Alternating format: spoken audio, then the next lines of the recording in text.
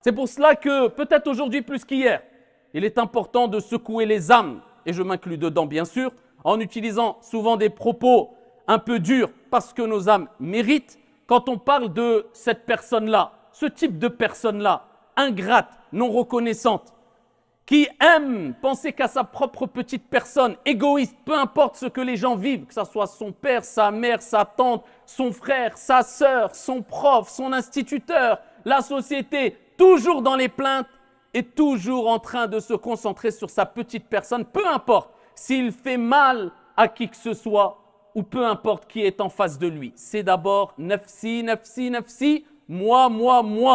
Eh bien, nous nous adressons à ce type de personne et je m'inclus dedans en disant à cette personne-là, à ce type de personne, espèce d'ingrat, écoute bien.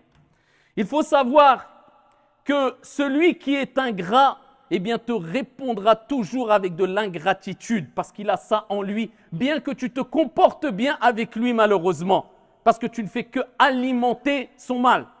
Et c'est pour cela que Al-Mutanabbi Ash-Sha'ir a dit « Idha anta akramta al-karima » malaktahu. Si tu honores la personne noble, si tu te comportes correctement, bien, avec bonté, voire excellence, envers une personne noble qui le mérite, tu vas le conquérir, tu vas gagner son cœur, tu vas recevoir du bien en échange. Mais par contre, wa in anta akramta al-la'ima tamarrada. Mais par contre, quand tu honores, quand tu te comportes bien avec l'ingrat, avec le mauvais, avec le vil, eh bien c'est quoi le résultat? Il va se rebeller. Et c'est ce qu'on voit. Des gens se rebeller malheureusement de par leur ingratitude.